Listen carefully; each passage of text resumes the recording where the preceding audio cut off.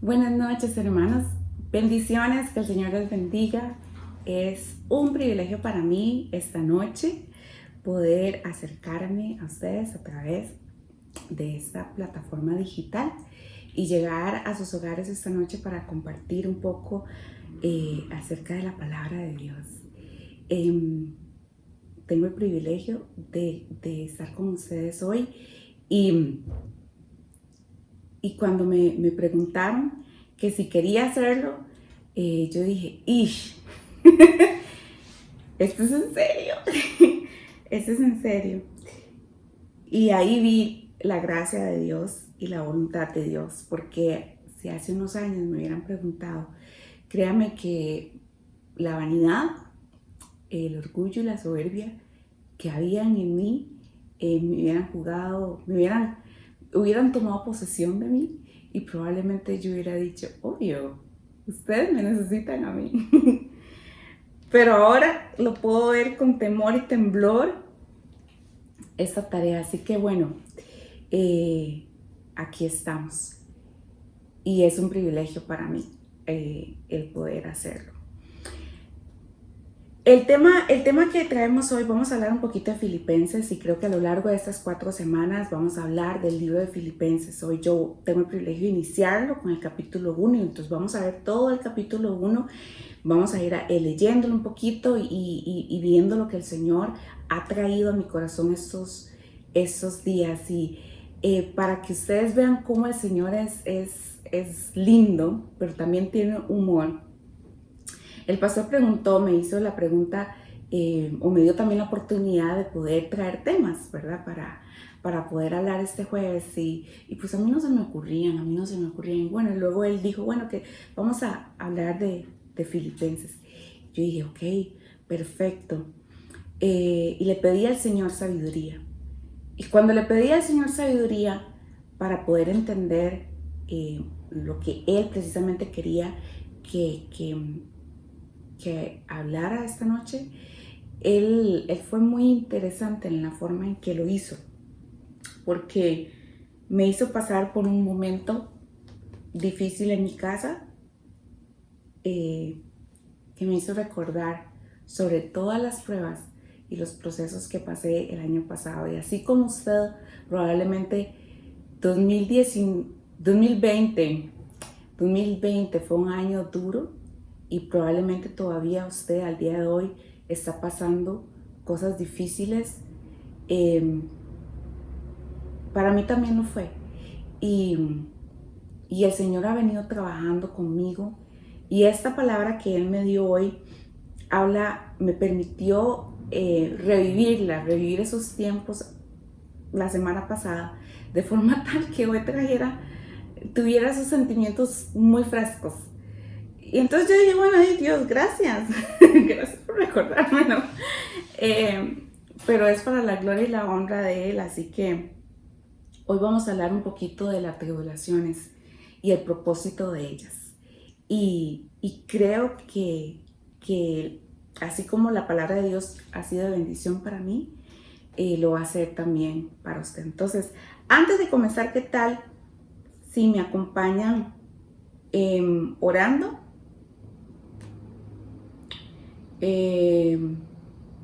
Para que el Señor sea el que se manifieste. Señor Jesús, esta noche yo te doy gracias. A ti es toda la gloria, a ti es toda la honra. Padre, te pongo en tus manos este tiempo. Te pongo en tus manos a cada uno de los hermanos que están en sus casas. Te pongo en tus manos la tecnología. Te pongo en tus manos, Señor, todo lo que está pasando de su alrededor. Quita cualquier estorbo, cualquier cosa que pueda quitar el enfoque de sus corazones a tu palabra, no a mi voz, no a mi persona, sino a tu palabra, Dios. Quita cualquier cosa que trate de robar esa semilla. Y esta noche te ruego que seas tú a través del Espíritu Santo que traiga palabra fresca, que traiga palabra que toque corazones, que abrace, que consuele, que traiga esperanza también. Eso te lo pongo en tus manos, Dios, para que tú dividas este mensaje en muchas versiones y que de forma personal cada uno de mis hermanos que están viendo desde sus casas la transmisión de este mensaje puedan sentir que realmente eres tú hablándoles de forma individual, de forma personal. Padre, toda la gloria y toda la honra es para ti. Genera que esa semilla, haz que esa semilla genere fruto, fruto bueno. En el nombre de Jesús, amén y amén. Ok, vamos a entrar de lleno a estudiar Filipenses. Entonces, abra su Biblia en cualquier versión, digital o física, en Filipenses capítulo 1. Yo voy a estar leyendo en la versión Reina Valera 1960 y también en la versión de Dios habla hoy. Entonces, para que usted también pueda tener referencia de lo que vamos a hacer esta noche. Okay. Iniciamos versículo 1, capítulo 1, versículo 1 dice: Pablo y Timoteo, siervos de Jesucristo, a todos los santos en Cristo Jesús que están en Filipos, con los obispos y diáconos. Gracia y paz a vosotros de Dios Padre y Señor Jesucristo. Entonces, con esos dos versículos vemos que Pablo, escribe una carta y la escribe dirigida a los santos, a la iglesia de Filipenses, que bien el título del libro lo indica, pero también algo interesante es que Pablo se identifica como siervo, lo cual puede llamar su atención porque en las otras cartas, creo que Efesios y Romanos, las cartas anteriores a esta, Pablo se describe como apóstol, pero en esta, de una forma particular, él se describe como siervo de Jesucristo. Y creo que a través de lo que vamos a estudiar en este capítulo, Dios nos quiere dar a entender una definición distinta a través de Pablo, de lo que significa el término siervo. No solo eso, él se identifica como siervo, pero también, lo mencionamos, se lo dirige a una iglesia en particular, que es la iglesia de los Filipos. Esta iglesia, él la forma o la establece cuando él va a Macedonia, y pueden luego ir a sus casas, anótenlo por ahí, Hechos 16:12, es donde encontramos esa historia donde Pablo tiene ese encuentro con los Filipos y forma la iglesia allá.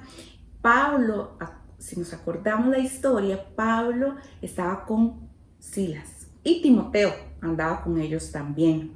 Y ellos llegan a Macedonia, en Macedonia llegan a Filipos y allí sucede algo que hace que Pablo y Silas vayan a la cárcel y los encarcelan, pero no los meten a la cárcel, normalmente los meten a la cárcel después de golpearlos y maltratarlos, los meten a la cárcel.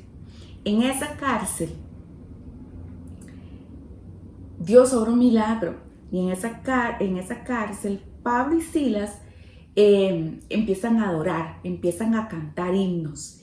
Cuando ellos comienzan a hacer eso, algo sucede en esa cárcel y las puertas de la cárcel se abren y las cadenas que los tenían a ellos atados, amarrados, se rompen. Esa historia a mí me impresiona, siempre me ha impresionado, pero más que todo quiero mencionarlo porque si alguien tiene alguna duda en que la alabanza, la música, los himnos, los cantos de adoración al Padre tienen poder para abrir puertas y para romper cadenas, esta historia tiene que hacerlo cambiar a usted de parecer. Y creo que es lo primero que yo quisiera mencionar. Para mí, algo que me reveló y me acortó a la hora de entender de dónde viene la iglesia de Filipos. Es una iglesia que presenció ese milagro. Es una iglesia que estaba preocupada por un Pablo encarcelado y que vivió con Pablo ese milagro, que estuvo con él en ese momento, con Silas también, en el que Dios abrió puertas y rompió cadenas.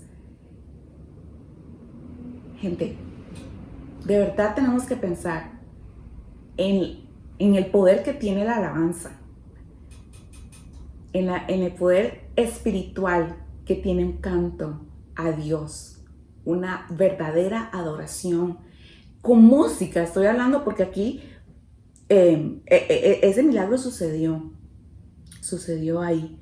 Pero no estamos hablando de la carta de Filipenses, pero solo quiero mencionar eso de que la adoración, cuando usted adora, cuando usted canta, cuando usted eleva himnos al Señor en medio de la tribulación, en medio de una prisión, cadenas se rompen y puertas se abren para bendición. Y bueno, en medio de todo esto, Pablo funda esta iglesia. Esta carta de Filipenses, toda la carta de Filipenses está dirigida a ellos y se nota un amor y una relación linda entre ellos, entre Pablo y esta iglesia a Pablo. Pablo les escribe a ellos una carta porque ellos están pendientes de él. Y como van a ver ustedes después en el capítulo 4, Pablo agradece la colaboración, la ofrenda monetaria de sustento que esta iglesia le ha dado a él. Pero no solamente por la ofrenda monetaria, Pablo les escribe porque realmente les ama. Y esta relación tan hermosa que tiene Pablo con ellos, me puse a pensar que fue tan linda que el Espíritu Santo usó esta relación para poner en Pablo algo tan especial que hizo que él escribiera en una carta el propósito de las tribulaciones y que nosotros pudiéramos ver una verdad espiritual a través de esta carta. Por esa relación de Pablo hasta esta iglesia y de esta iglesia a Pablo, el Espíritu Santo trajo revelación. Entonces, esta carta es una carta que va dirigida a ellos, a Filipenses, en donde Pablo cuenta sus tribulaciones, lo que está sucediendo,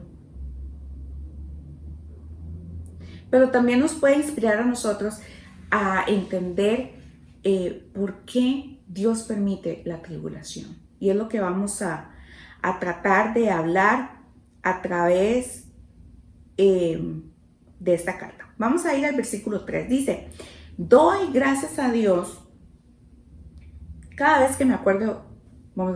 Doy gracias a Dios siempre que me acuerdo de vosotros. Doy gracias a Dios siempre en todas mis oraciones, rogando con gozo por todos vosotros, por vuestra comunión en el Evangelio desde el primer día hasta ahora. Y de nuevo, Pablo menciona que cada vez que él se acuerda de ellos, se acuerda con alegría.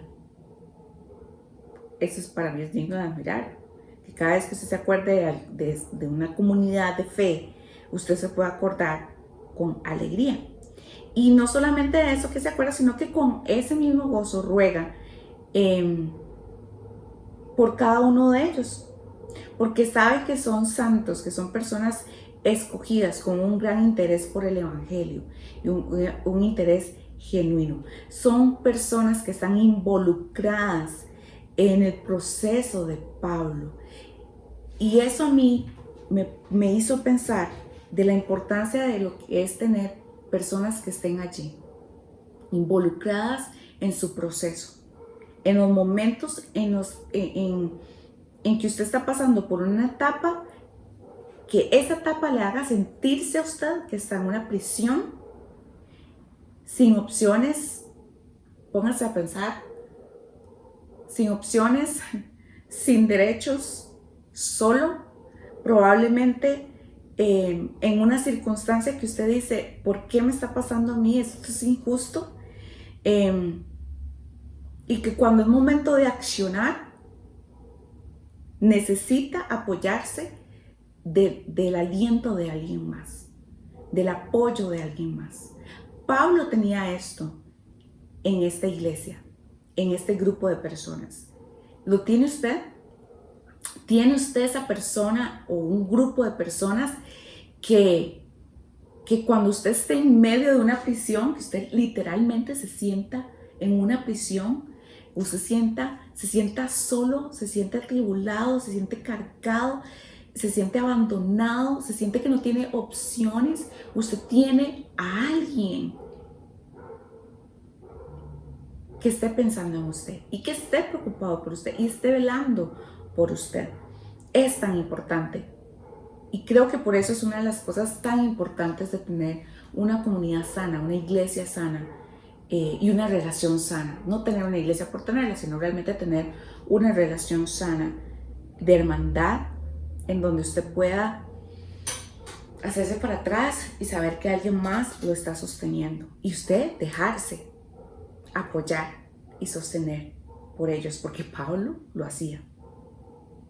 Vamos a ir al versículo 6, dice, estando persuadido de esto, que el que comenzó en vosotros la buena obra, la perfeccionará hasta el día de Jesucristo. Vean, esto es un tema para mí bastante interesante porque, bueno, llevo ya casi un año estudiando Gedeón con un grupo de hermosísimas mujeres y cuando leo la historia de Gedeón está en Jueces capítulo 6, 7 y 8, ya me lo sé de memoria. Pero Gedeón, la persona de Gedeón que se encuentra en el capítulo 6, no es el mismo Gedeón que está en capítulo 7 y capítulo 8.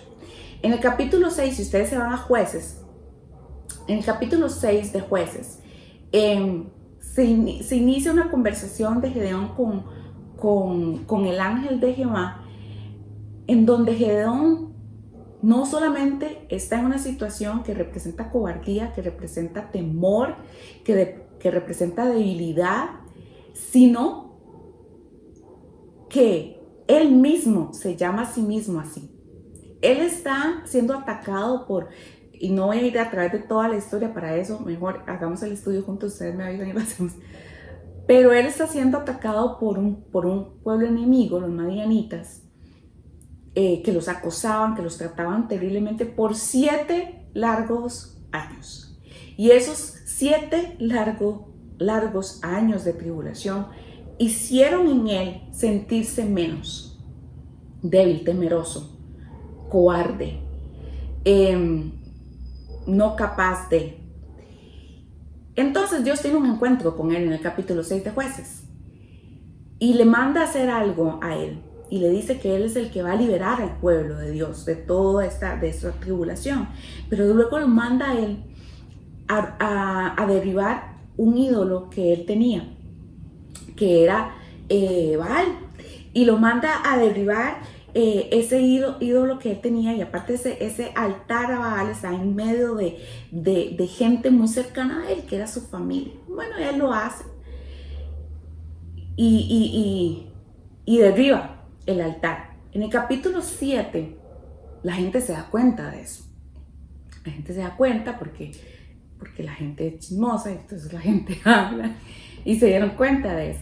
En el capítulo 7 se dieron cuenta que fue Gedeón que lo hizo. Pero en el capítulo 7 de Jueces, ya Gedeón no se llama Gedeón. En el capítulo 7 de Jueces, Gedeón tiene otro nombre. La gente le puso Jerobaal, que significa que Baal pelee contra él, se vengue. Pero cuando estábamos haciendo este estudio nos dimos cuenta de cómo Gedeón, nos imaginamos, Gedeón va caminando por ahí y ya Gedeón, ya no es Gedeón normal, Gedeón ahora es Jerobaal, él que tiene otro nombre, ya Dios lo hizo a él ser representante de que el Dios al cual ellos creían no tenía ningún poder. Entonces, cuando Gedeón andaba caminando por ahí, lo que veían era un hombre que les recordaba que ese Dios que ellos creían tener no tiene poder, que había otro Dios más fuerte y real, que era el que representaba Gedeón. Entonces ahora Gedeón ya no se llama Gedeón, se llama Jerobaal. Eso me hace recordar a mí, entonces, cuando nos vamos a Filipenses capítulo 1, versículo 6, y dice que el que comenzó en vosotros la buena obra, la perfeccionará hasta el día de Jesucristo. Eso a mí me hace entender que Dios se encarga de que la persona que usted era en el capítulo 6 de su vida no es la misma del capítulo 7. Hay algo distinto. Dios trabaja por adelantado, proactivamente, que luego les voy a contar una historia referente a eso. Usted no es la misma persona. No ignore la obra que Dios ha hecho. Porque si está en la palabra de Dios, que dice que el que comenzó en vosotros la buena obra, la va a ir perfeccionando hasta el día de Jesucristo, o sea, hasta que Jesucristo venga, significa que desde que Dios comenzó con usted, al día de hoy Jesús no ha venido. Entonces significa que todavía Dios está trabajando con usted. No ignore lo que Dios ha hecho en su vida. Usted ya no es el mismo de antes. Dios ha puesto en usted cosas que antes no tenía. Dios ha quitado de usted cosas que antes usted no tenía. No deje que las palabras del enemigo a través de su familia o a través de sus amigos que dice que usted sigue siendo el mismo, que usted no ha cambiado, le afecten su corazón. Usted ya no es el mismo porque Dios no ha dejado de trabajar. Y puede ser que en su humanidad a usted le cueste verlo, pero Dios no cambia y Dios es fiel a su palabra. Salmo 138:8, pueden ir conmigo, dice que Jehová cumplirá su propósito en mí. Amén. Tu misericordia, Jehová, es para siempre. No desampares la obra de tus manos. Jehová cumplirá el propósito que tiene para usted. Él no va a fallar. Y aunque usted en este momento esté pasando por algo difícil y usted no lo vea venir y usted dice, pero ¿cómo? Él no va a fallar. Que por lo menos el hecho que esté escrito en la palabra de Dios sea suficiente para que usted crea que aunque sus ojos no lo vean, Dios va a cumplir, porque Él no falla en lo que dice su palabra. Versículo 7 dice, ¿cómo me es justo sentir esto de todos vosotros, por cuantos tengo en el corazón y en mis prisiones y en la defensa y confirmación del Evangelio? Todos vosotros sois partícipes conmigo en la gracia. Quiero leer en la versión Dios habla hoy. Estoy en el versículo 7, dice, es muy justo que yo piense así de todos ustedes, porque los llevo dentro de mi corazón y porque todos ustedes son solidarios conmigo a la bondad de Dios, de la bondad que Dios me ha mostrado, ya sea que esté yo en la cárcel, en mis prisiones, o que me presente delante de autoridades para defender y confirmar el anuncio del Evangelio.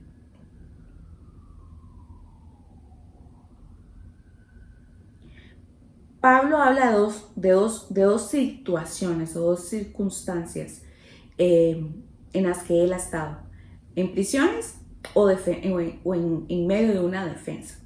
Cuando él está en prisión, acordémonos aquel momento que está en la prisión en Macedonia, en Filipos, en Macedonia, y pensemos un poquito en cómo él estaba ahí. Él estaba en una cárcel. Fue latigado antes de entrar a la cárcel, fue metido en el fondo de la cárcel y allí donde estaba se le quitó a él completa libertad. Es un lugar de tristeza, de pocas opciones, donde usted no quiere estar, porque ¿quién quiere estar en una cárcel?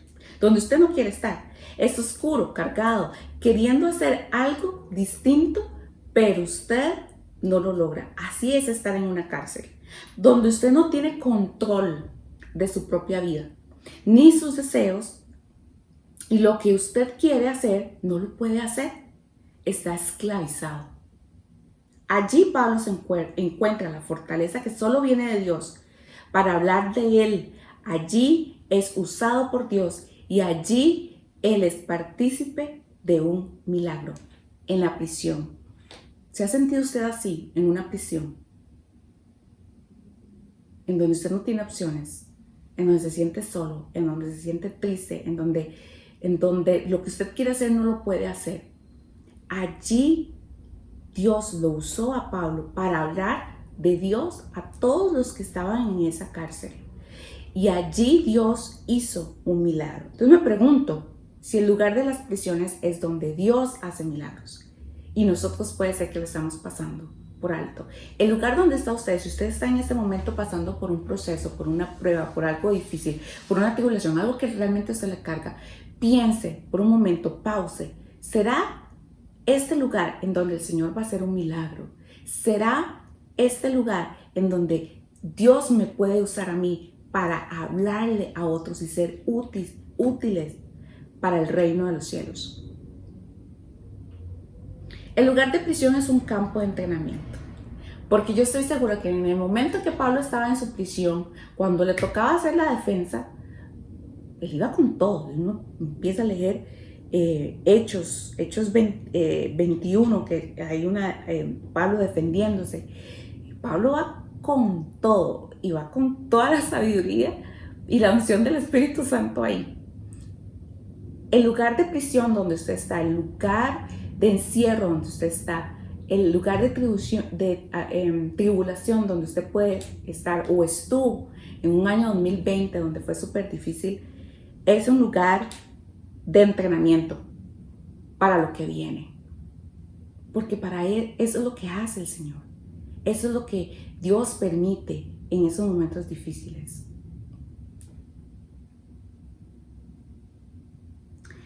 Cuando Pablo está en la defensa, él habló en mis prisiones y en mi defensa. Cuando Pablo está en la defensa, lo pueden ver en Hechos 21, pueden ir a Hechos 21, Hechos 22. Pablo tenía que defender su inocencia ante distintas personas. El pueblo, sacerdotes, personas de alto cargo. Y en cada una de esas ocasiones, Pablo contó su testimonio y habló de Cristo. ¿Quién era él? ¿Quién era él, Pablo? Su llamado y la verdad acerca de Cristo. En medio de esa circunstancia se le presentaron complicaciones, personas que decían no creer, personas que se levantaron envidiosas de él, con envidia también, personas que se levantaron con la única intención de matarle. Y es interesante lo que despierta en el infierno cuando un hijo de Dios decide hablar y hacer la voluntad de Dios. Cuando todo de repente empieza a mezclárselo a usted y cuando aparte de su situación difícil, usted está tratando de levantarse y decir, ok, me voy a defender, vamos a salir de esto, yo le voy a poner, y empiezan a salir otras cosas alrededor. Comience a analizar lo que está pasando. Recuerde que usted es un hijo de Dios y todo lo que usted hace tiene afectación en el mundo espiritual. Entonces, cuando Satanás ve que usted pasa por una media tribulación y eso más bien lo que usted está haciendo es levantarle cargas y ponerle más bien energía y ponerle a usted ánimo para hacer lo que Dios quiere que usted haga, créame que el infierno va a trabajar para traerlo abajo. Y Pablo hizo eso. Entonces, si usted está pasando por eso, que sea una muestra de que está caminando en el Señor, que sea una muestra de que el Señor le está permitiendo a usted utilizar su situación para que sea carnita para alguien más que escuche la palabra de Dios. Pero va a tener personas que se levanten en contra suya. Que no lo agarre desapercibido eso. Eso va a suceder. Avancemos. Versículos 9, 10 y 11 dice, y esto pido en oración. Uy, esta parte a mí me gusta. Y esto pido en oración, que vuestro amor abunde aún más y más en ciencia. Pero me gusta más en la versión Dios habla hoy. Entonces lo voy a leer en la versión Dios habla hoy. Versículo 9. Pido en oración que su amor siga creciendo más y más todavía, y que Dios les dé sabiduría y entendimiento.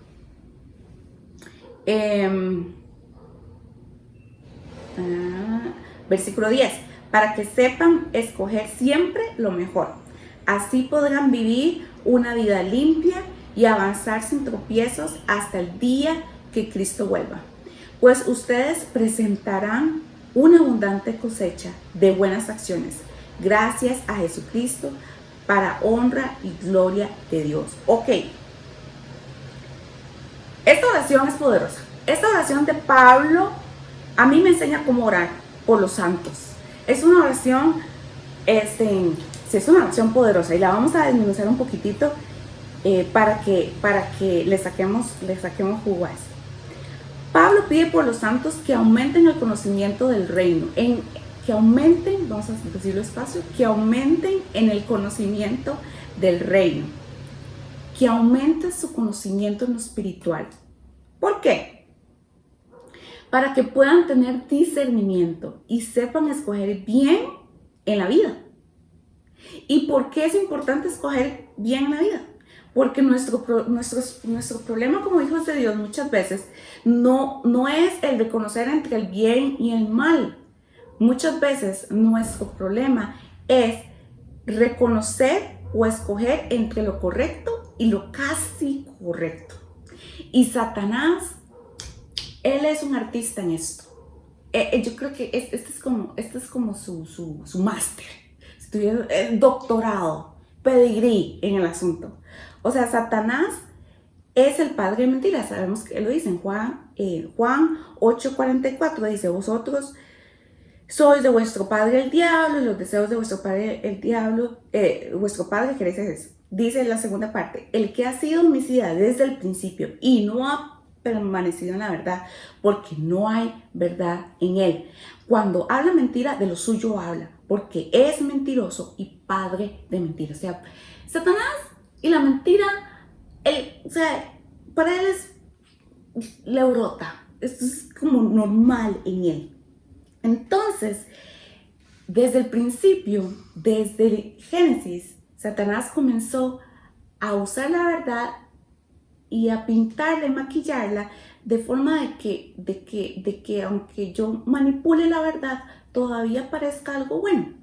Entonces nosotros como hijos de Dios necesitamos crecer en la vida espiritual, crecer en el conocimiento de Dios de forma espiritual, madurar en la palabra de Dios, para que nosotros no es como que podamos discernir que bien o mal. O sea, sabemos que el bien es dar, pero el mal es robar. O sea, eso, ¿verdad? Eso es grado joy, grado bebé. Pero nosotros necesitamos aprender, y lo que está pidiendo Pablo es que él le pide al Señor para que este pueblo crezca en el poder discernir correctamente, en aquello que es bueno, correcto, y en lo que parece que es bueno, pero no se sabe muy bien. Un ejemplo de eso es el maquillaje. A mí que me gusta todo ese mundo del maquillaje. A veces Will me dice, no, cuando yo empiezo a ver videos de YouTube y de maquillaje y todo eso, y Will me dice, no, es que esas mujeres son puro engaño, dice Will, porque más de una, si se le quita ese maquillaje, o sea, son un espanto y engañan a los hombres. Will a veces entra en una defensa entre los maridos y los novios de estas mujeres que se maquillan un montón. A veces yo siento que no sé si me está diciendo algo o no, pero eso hace el maquillaje. El maquillaje es una ilusión en donde usted puede fingir muchas características de su rostro. Lo mismo hace Satanás. Él hace que la mentira se acerque tanto a la verdad que al menos que pases que al menos que usted realmente conozca, usted puede discernirlo bien. Entonces, cuando nosotros crecemos en la verdad de Cristo y maduramos en su palabra, Dios hace que nuestros ojos físicos puedan percibir las cosas espirituales, que lo que escuchemos nosotros podamos tener ese discernimiento para poder saber si esto me va a llevar a bien o no. Que aquellas cosas que son buenas pueden ser buenas, pero no para mí en ese momento. Escuché una vez algo que me gustó. Jesús muchas veces dijo, me voy de aquí, y se iba a otro lugar. Y en el lugar donde él estaba inicialmente, tal vez eran lugares donde todavía había gente con enfermedades, todavía había gente con cargas, pero aún así Jesús dijo, me voy a otro lugar. Hubiese sido bueno que él se quedara así, pero el discernimiento de que había algo más que hacer, que había una obra que completar, lo hacía irse a otro lugar. Entonces a veces las cosas que son buenas, pero no necesariamente para usted en ese momento. Eso es lo que estaba pidiendo Pablo a la hora de orar. Él decía aprobar lo mejor, conocer su ley, no conformarse a este siglo. Él estaba hablando de eso, él estaba hablando de transformar, de cambiar su mente para que usted realmente pueda tomar las decisiones correctas. Hebreos 5:14 habla de que nosotros ya necesitamos madurez y que necesitamos alimentarnos con alimento sólido para poder alcanzar el discernimiento entre el bien y el mal. Es una oración poderosa. Es una oración poderosa. Seguimos en el versículo 12. Y en el versículo 12 dice, ahí ya Pablo les dice, ok, quiero que sepan cómo estoy. Entonces dice, quiero que sepáis, hermanos, que la cosa está así, que las cosas que me han sucedido han redundado más bien para el progreso del evangelio. De tal manera que mis prisiones se han hecho patentes en Cristo, en todo el pretorio y a todos los demás. Y la mayoría de los hermanos han cobrado ánimo. Anote o subraye eso, han cobrado ánimo con mis prisiones y se atreven mucho más a hablar la palabra sin temor. En la versión Dios habla hoy, quiero resaltar, dice, el versículo 12 dice, hermanos, quiero que sepan que las cosas en mí me han pasado y han venido en realidad a ayudar al anuncio del evangelio. Mi prisión ha servido para dar testimonio público de Cristo.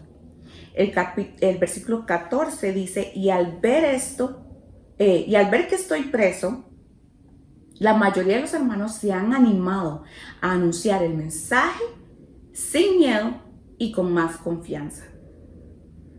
Eso es lo que yo le llamo tener aceite.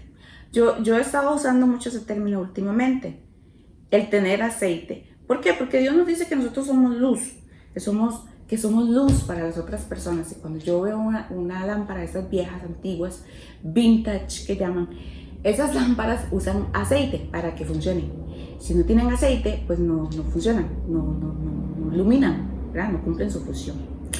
Entonces, cuando uno pasa por situaciones difíciles, para mí es aceite que el Señor está poniendo en nuestra lámpara, nosotros, para que nosotros podamos continuar iluminando a otras personas, para que nosotros podamos seguir reflejando a Cristo en nosotros y que esas personas puedan ver a Cristo a través de nuestra vida. Entonces, esto que Pablo está contando del versículo 12 al 14, lo que está diciendo es que esta tribulación, estos problemas, este encarcelamiento que yo estoy teniendo realmente ha servido para que otras personas escuchen del Señor. Y no solamente las personas que no conocen del Señor o no conocen el evangelio verdadero de Cristo, sino también para aquellos que son santos, aquellos que los conocen, se animen a hablar. Y no solamente se animen, sino que quiten miedo, sin miedo, y tengan confianza en el Señor. Entonces, ¿entienden por qué? Me explico, dijo el pastor. Me explico por qué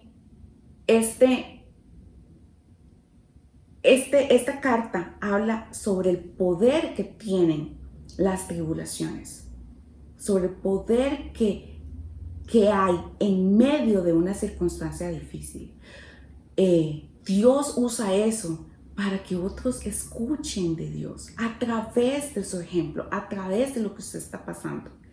Y no solo eso, que también aquellos que ya hemos creído en el Señor nos podamos animar y nos podamos animar a contar de nuestras propias circunstancias y cómo el Señor ha trabajado y qué ha hecho en mi vida, y que mi fe aumente. Dice que la confianza en el Señor aumente.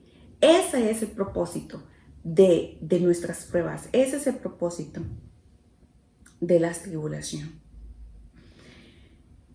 Dos puntos más que quiero tocar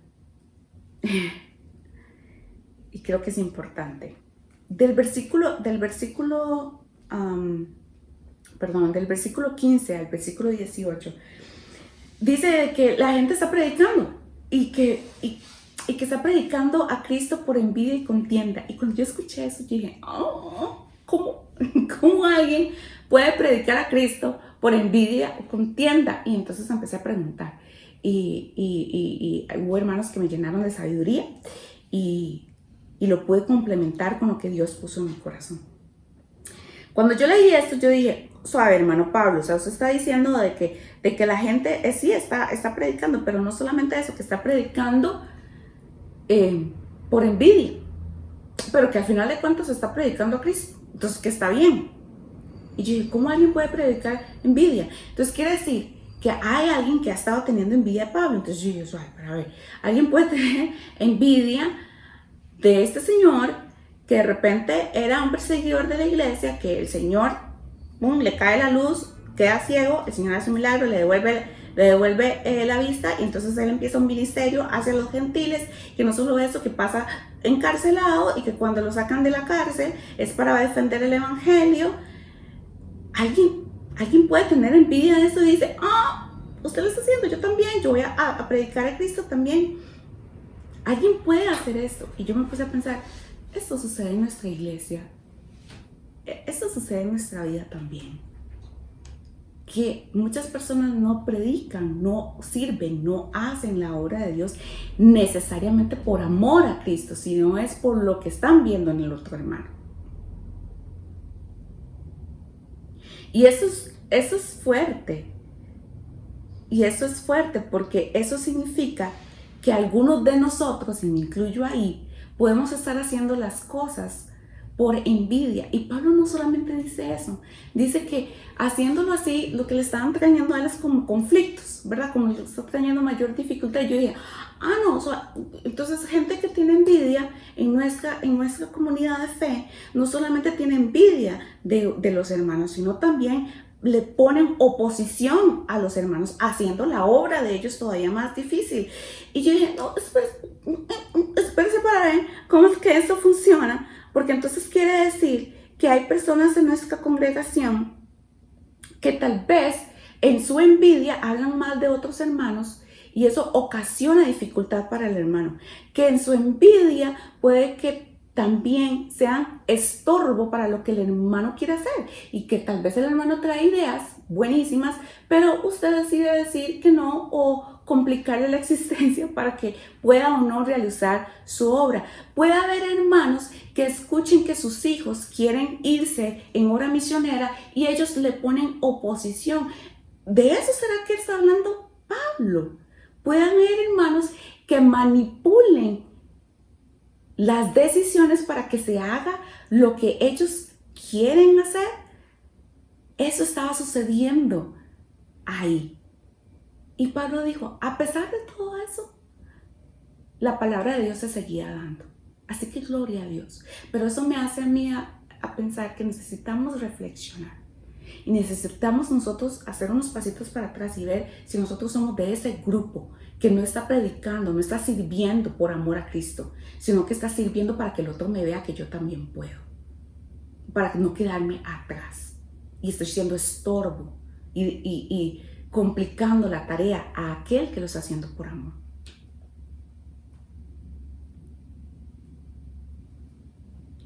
El versículo 20 es un versículo famoso que dice,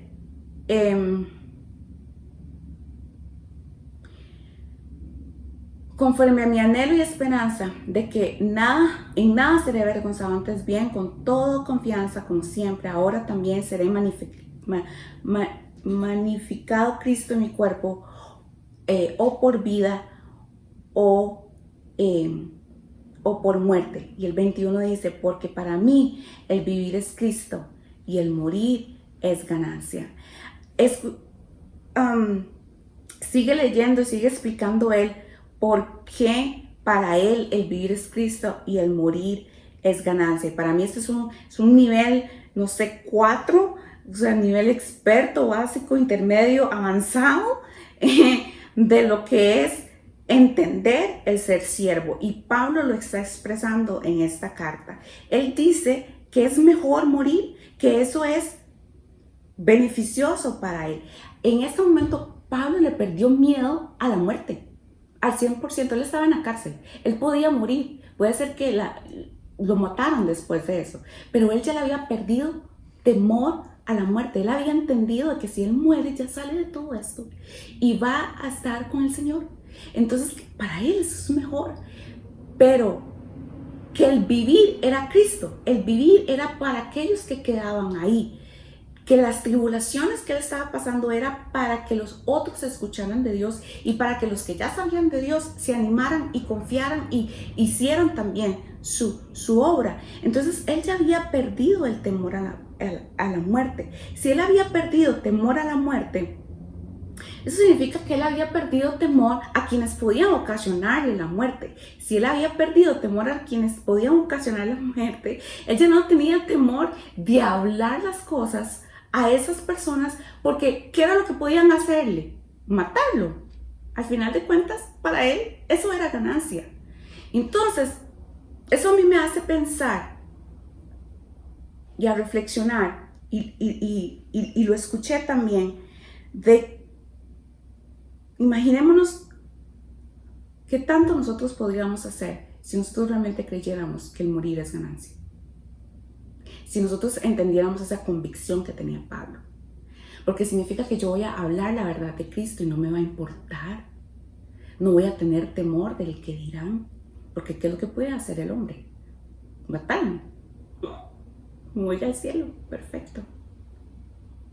¿Qué tanto nosotros podíamos caminar en lo que el Señor nos ha mandado a hacer si realmente nosotros creyéramos que el morir es ganancia, que el vivir es Cristo y el morir es ganancia? Y luego, el versículo 27 nos dice: solamente les pido que os comportéis como es digno del Evangelio.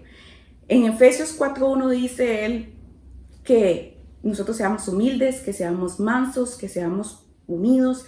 En 1 Tesalonicenses 2:11 dice que nos exhortemos y que nos consolemos los unos a los otros. Que no, en el versículo 28 de esta carta dice que no nos sintamos intimidados por los que se oponen, nos anima.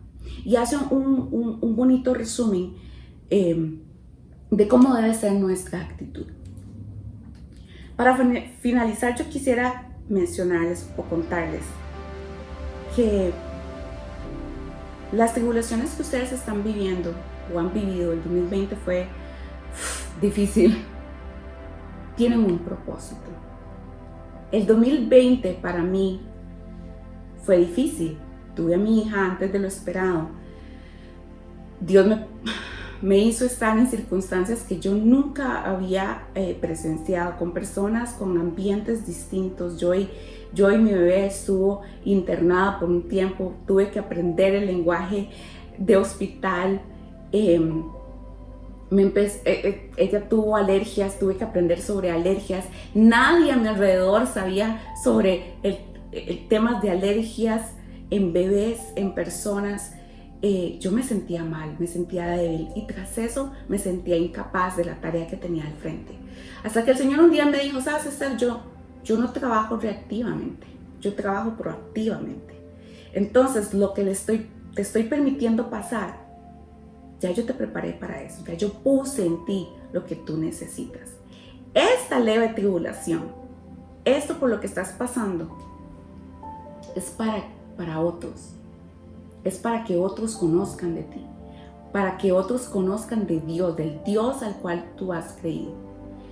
Así que yo quiero animarlos a que lo que ustedes estén pasando, lo que han pasado y que tal vez se sientan cansados, desgastados, el Señor tiene un propósito maravilloso. El Señor tiene un propósito maravilloso. Y aunque ustedes sientan que no van a poder, Dios ya puso en ustedes lo que usted necesita para eso. Y Él es el que va a encargarse de revelarlo a ustedes.